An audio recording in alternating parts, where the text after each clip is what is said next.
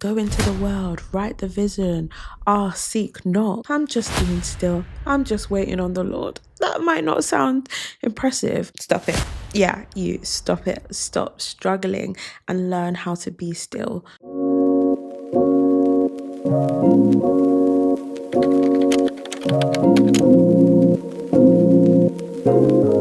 Hello. It's me. Welcome back to Discern. And the guilty giggles are because I know I haven't been here. Look. I'm sorry. Partially because I have been busy, partially because I have been overwhelmed, partially because I'm trying not to place too much emphasis on myself to do everything when I am in busier or more overwhelming seasons, which for me is a big deal because I feel like I have to do everything at all times. And that's kind of what I want to talk about today. But before we get into that, you know what we have to do? We have to talk about today's candle. And I'm really going to violate the health and safety regulations here because, yeah, this one has a long list. So I have to pick it up to remember what exactly it's got in it. So this candle is by TK Maxx. It is M of WG. It's called Cove. It's got white citrus, salted sage, pink peppered cedar, lavender, and ambered patchouli. I appreciate we're in the depths of summer, or at least coming towards the end of summer, and that is a very more warm candle. But I think I'm trying to bring that kind of cozy energy into today's episode because I've been feeling stressed and there's nothing like a nice cozy winter evening when you're not feeling 100%. So we're bringing the winter evening vibes on a summer morning. So as I said, today's episode is about stopping the struggle. That's actually what the episode is titled, Stop the Struggle.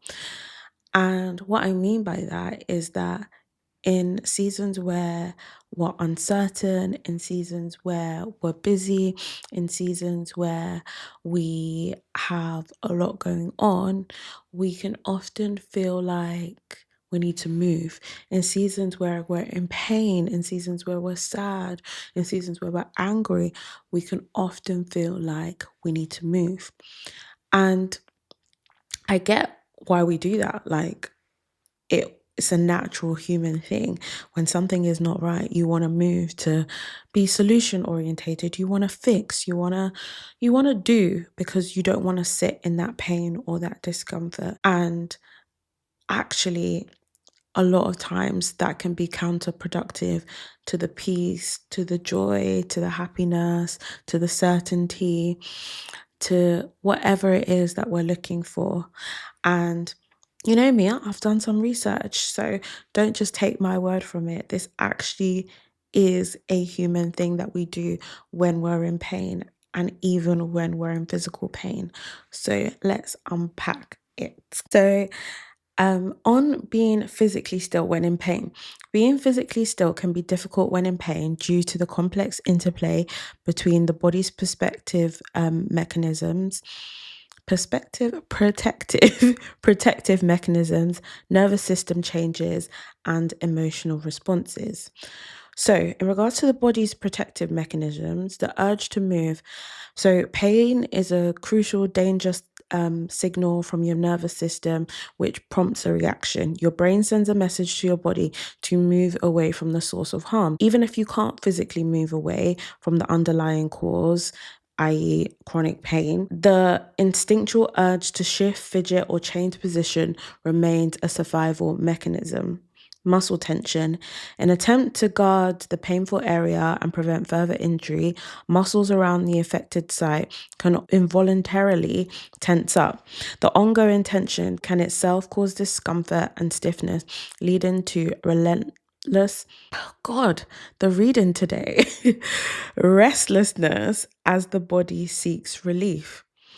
Adaptive movement patterns. People in pain change their movement patterns to offload the sore area. While initially protective, these changes can lead to new pain in other areas, e.g., hip pain from an ankle limb, or creating a cycle of shifting discomfort that makes finding a still comfortable position difficult. We also have the nervous system changes. You have hypersensitivity. With ongoing or chronic pain, the nervous system can become rewired and overly sensitive, a process called sensitization. The words and all the S's and the Z's and the things are really trying to, show my list today. Nerve cells may start sending pain signals mistakenly or interrupt non painful signals like light touch as painful. This heightened sensitivity means that even slight movements or positions can trigger an amplified pain response, making stillness very difficult. So, in essence, the body's natural alarm system, the body's way of protecting itself when it is constantly activated or malfunctioning due to pain, stillness becomes very, very challenging. It is continuously prompting us to make physical changes or have mental reactions because we perceive an ongoing threat, or our body perceives an ongoing threat. So it's natural, even forgetting the emotional pain. From a physical standpoint, when you're in pain, when you're in discomfort, the body tells you move. So I understand why we have difficulty being in discomfort and staying still. But I also thought of some like practical examples. Think about like a deep tissue massage. Your instinct is to flinch when your masseuse applies maybe more particular pressure in a particular area. If you've done physiotherapy after getting an injury, think about the fact that movement too soon or movement too rigorously can actually cause further damage. So we need to treat spiritual and mental discomfort the same way. We squirm, we run, we distract ourselves instead of letting God help us work through it. So here's how we can try and unpack that. But I think we've we've understood it from a scientific perspective now why we do it, but I think it's important for us to go a little bit deeper as to why we do it. We have scriptures like Psalm 46, verse 10, that says, "Be still and know that I am God." We have Exodus 14:14. "The Lord will fight for you. You only need to be still." Isaiah 30:15. "In quietness and trust is your strength." We associate still with stuck, and we think that trusting God means losing some sort of control. And in a way, we're right, because it does require us to lose control. It requires us to surrender. When I think about surrender's like used in war terms, like if you're at war and you surrender to the other team or the opposition, you're essentially saying, like, I cannot win this battle. I realize my weakness. I realize defeat is imminent. I'm laying down my weapons and I'm no longer putting up a fight. But I think surrender when it comes to God is different. It's not a passive act. It's not sitting back and doing nothing. It is laying down our personal weapons, but it is also putting on the armor of God, who is the ultimate defender. When we surrender to God, what actually means we're giving up all attempts at our own self-preservation rather than preservation entirely. And back to surrender not being passive. So what if surrender means taking steps that we're not comfortable taking, or not doing things that we actually really want to do? We have so many examples in the Bible of people who actually first resisted what God was asking them to do. And to be honest, they had good reasons, okay? I'm not gonna lie. Jeremiah, when God was instructing him, "I'm too young, I don't know how to speak." Moses, "I'm just a nobody. How can I go to the king and lead the Israelites out of Egypt?" Mary, How can this happen? I've never known a man. Esther, if a woman approaches the king without being summoned, she'll be put to death. In each of these situations, maybe they weren't initially thrilled to do what God was asking them to do. They were worried about messing up. They were worried about facing danger. They were worried about being publicly embarrassed. They were worried about being unqualified. They were worrying about dying. Their first instinct was to protect themselves, both physically and emotionally. But God's promise to be with them and truly understand them gave them the strength to go all in and follow his plan. So, real surrender doesn't mean that maybe sometimes we won't have questions. It doesn't mean that sometimes we won't have an internal conflict between what our body wants to do versus what we feel like God is asking us to do.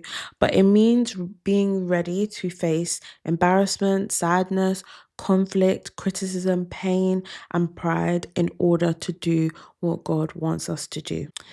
So, how do we stop this struggle of, I am in discomfort, Lord. I want to move forward, Lord. I am uncertain, but I want to do all these things to fix that. I want to do all these things to escape this feeling. I want to do all these things to be distracted from these feelings. Obviously, this podcast is called Discern, and we always go back to being able to discern, is this a moment where I need to act, or is this a moment where I need to trust? And stopping the struggle could be not forcing a relationship to work. Maybe you're sad and in discomfort because there's a relationship, no, friendship is platonic, romantic, that is causing you distress, and you want to fix and you want to control. And actually, maybe you need to stop and let it be and see where it goes. Maybe you need to not make decisions in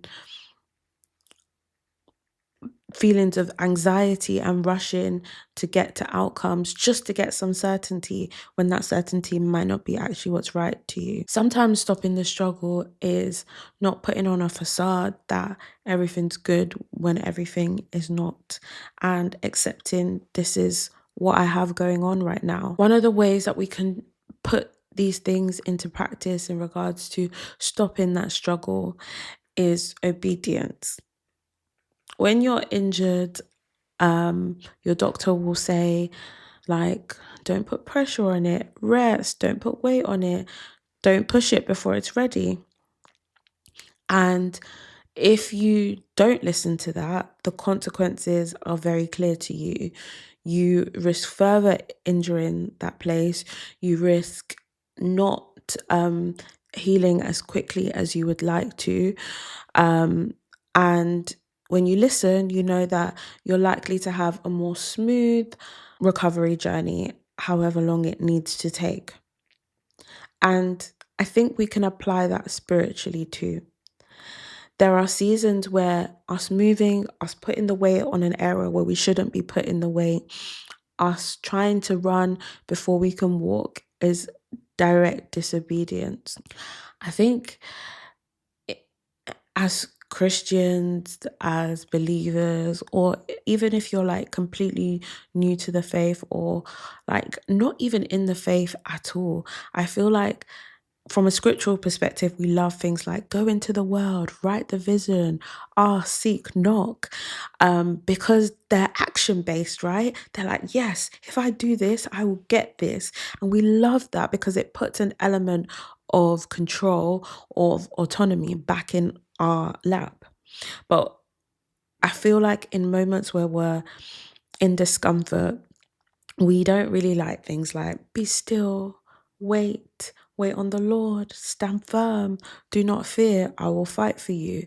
Because we feel it's passive, but it's not. We've established how this wait is not a passive wait. This surrender is not a passive surrender. Because these don't feel productive, they don't look impressive. Stillness doesn't always create the results that we can post about. In a world where we are all obsessed with accomplishment and achievement, which I've spoken about in other episodes, stillness doesn't feed our need for external validation. When people ask you what's going on, like someone you haven't spoken to in a while, and you say, I'm just being still, I'm just waiting on the Lord. That might not sound impressive, but I encourage you, it's not about what sounds impressive to another, but how your life actually feels. And sometimes to wait on God is the most healing thing we can do for ourselves. And I want to leave you with some encouraging words as we wrap up today's episode. Right now, you may feel the tension where between where you are and where you want to be, or even where God has called you to be. You may feel a heaviness. You may feel the urge to move, to fix, to rush, because stillness can feel like weakness. You're terrified of being left behind. Surrender feels like weakness. But if you trade into your strength to someone who's much stronger than you, much stronger than your situation, is surrender not a strategy? Work smart, not hard. Stillness is not a sign that you are losing. Stillness is simply a sign that you are trusting someone bigger than yourself. Trusting God is about seeing that or understanding that God sees what you can't. Trusting that God is fighting for you even when you do not have the strength to fight. Trusting that even when nothing around you seems to be changing, something is definitely changing. You don't have to prove anything to anyone. At times, it may feel like you aren't moving forward at all. But remember, just because you aren't moving doesn't mean you aren't moving. God's ways are not our ways. His thoughts are not our thoughts. He sees far beyond what we could do. So when I say that, I mean just because you're physically still doesn't mean things are not moving forward in your favor, just because you're not the one to control how that goes. Sometimes we even need to see all our options fall apart so that God can truly show us that He is the one ultimately in control. And at the end of the day, we can fuss and fight and move about. We have no real power to change these things. And sometimes when the time is right, God will then tell us, now move, now be obedient, now carry out this thing that I've told you to do. But that will always be at the right time and not at a moment too soon. So please stop the struggle. Thank you so much for listening to today's episode. I feel like it was a fairly quick one, but we were snappy. We needed to get straight to the point on this one. So stop it. Yeah, you stop it. Stop struggling and learn how to be still. Do not further overwhelm yourself in seasons of busyness and overwhelm by trying to do too much. Calm down and stop. But yeah, thank you again for listening to today's episode.